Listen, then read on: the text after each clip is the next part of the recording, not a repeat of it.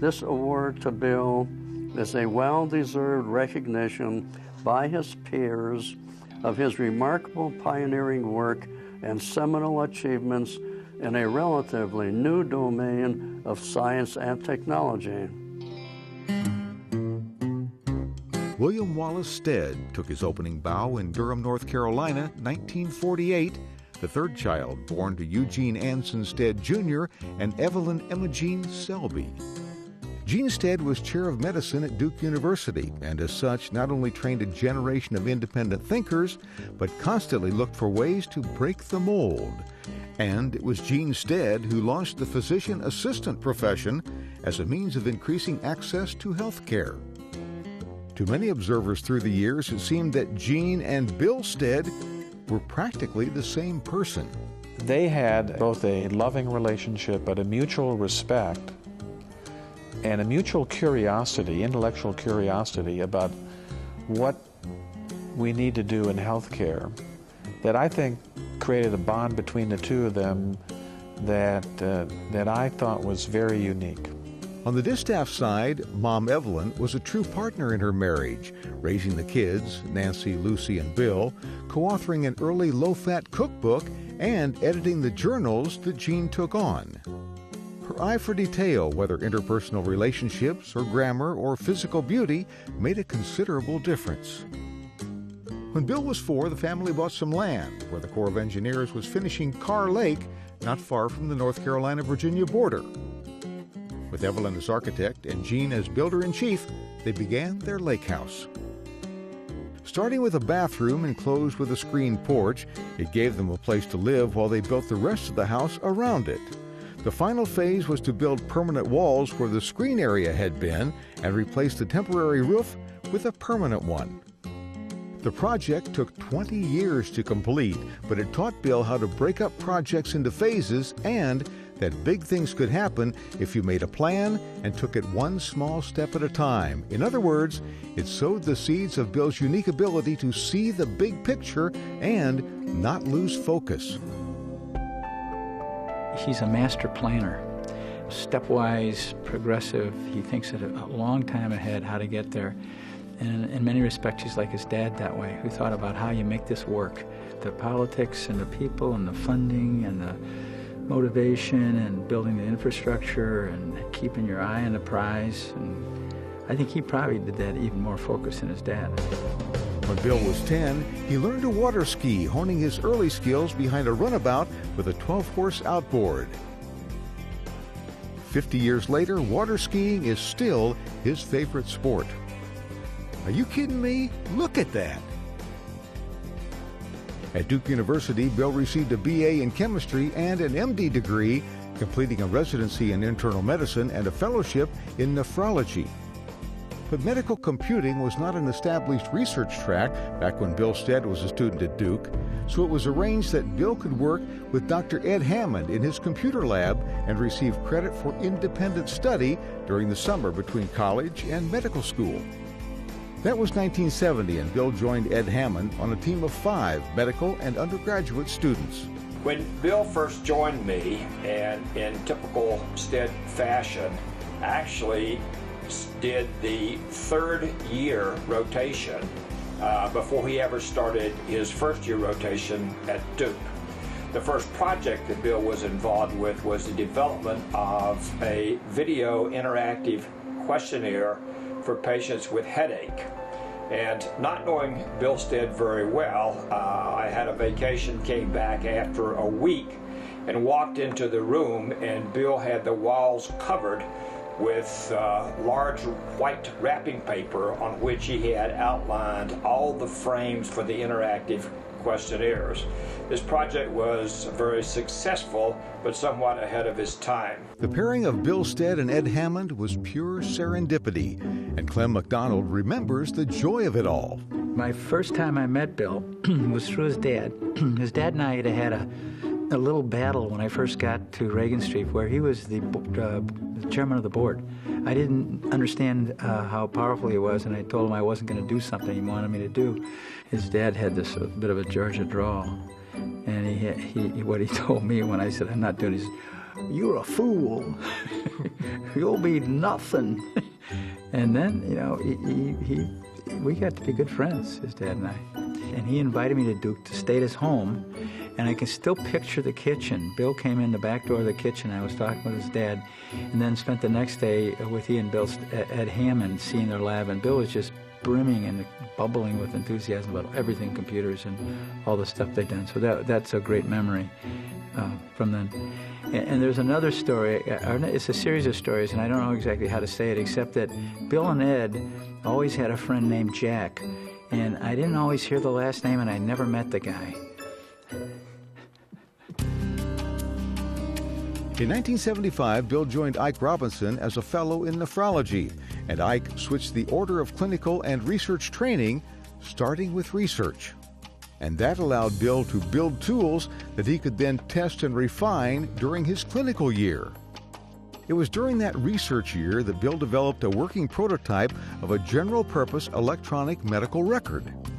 In time, Bill and Ed Hammond would evolve the prototype into TMR, that stood for The Medical Record, a full-function practice management system that supported, at its peak, more than 40 sites in 20 different settings, ranging from a 2-person practice to a 60-bed cancer research hospital. Soon the TMR system was used in other medical centers in the United States. Since some medical information, such as word process narrative, still required a paper-based record, Bill published the succinct disclaimer that TMR was a chartless record and not a paperless record. Early in his clinical fellowship year, Bill met Janet Mackey.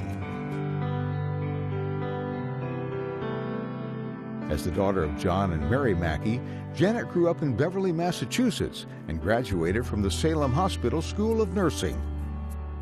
She had come to Duke the previous year to accept a position on the Duke Inpatient Renal Unit.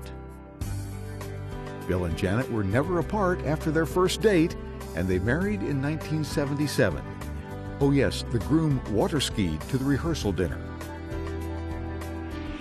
Bill joined the Duke faculty in nephrology, and since Ike Robinson was both chief of nephrology and CEO of Duke Hospital, he arranged to split Bill's time between directing the dialysis unit at the Durham VA Hospital and serving as physician liaison for the Duke Hospital Information System. Mr. and Mrs. Bill Stead and Snoopy were joined in 1984 by daughter Elizabeth Mackey Stead. Elizabeth graduated from Lipscomb University in 2006 with a degree in elementary education, and she now teaches in Nashville. In 1985, Bill stepped in as Director of Medical Center Information Systems at Duke. And just 6 years later, in 1991, Ike Robinson recruited Bill to Vanderbilt. Ike had been at Vanderbilt as Medical Center CEO for 10 years, and he was ready to give Bill a fresh canvas to build biomedical informatics as he thought best.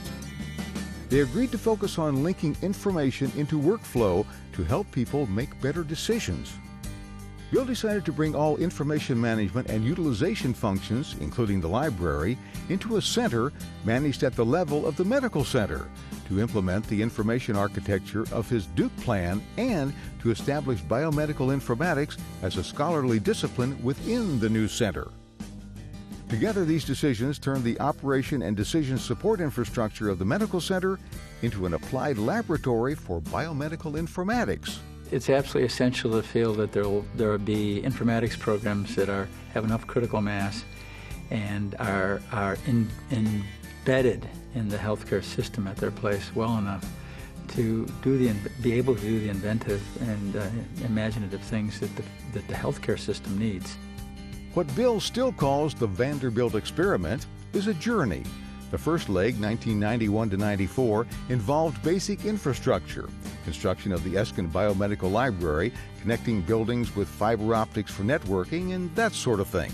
It's amazing how much you can get done if you have a few principles like it doesn't matter who gets the credit, don't sacrifice success for control, and treat other people like you want to be treated. I mean, it's very basic principles, and Bill lives them. The second leg, 94 to 2003, applied techniques from the science of biomedical informatics to come up with new ways to help people do their work. This leg began when Randy Miller came from Pittsburgh with his team. You're not going to win every argument, but if you know that the person listening to the points of view understands the points of view, weighs them carefully, and will make a fair decision that he can explain to everybody, that's about as good as it gets. And that's how Bill does things. Other established leaders joined in quick succession as Bill sought to assemble a critical mass of talent. Biomedical informatics gained departmental status in the School of Medicine.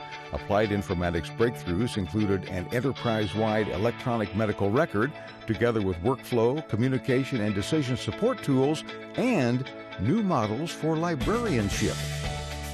The practitioner and the patient on the same page.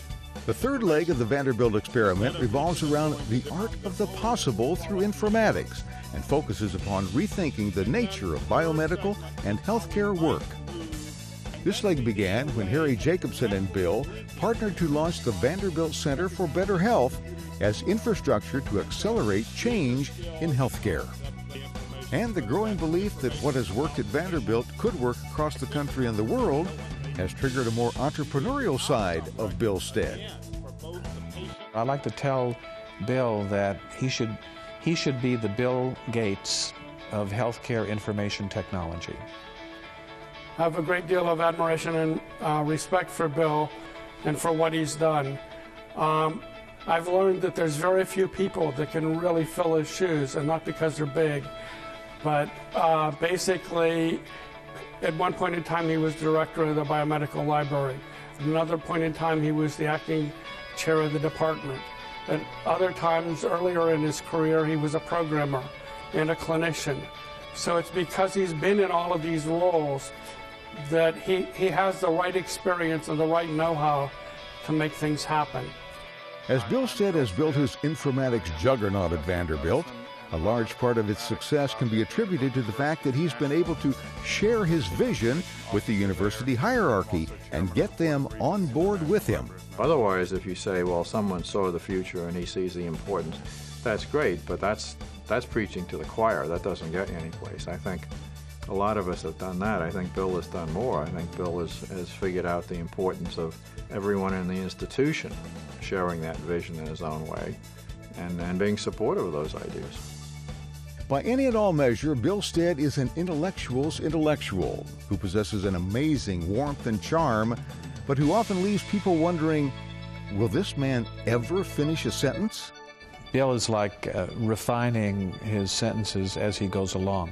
So most of the times he'll begin a sentence and he really starts it over 2, 3, maybe even 4 times. And you can tell that his mind is clicking the whole time, really thinking about how best to bring that particular point across. You know, he's got version 1.0, 2.0, and 3.0 being put together while he's talking.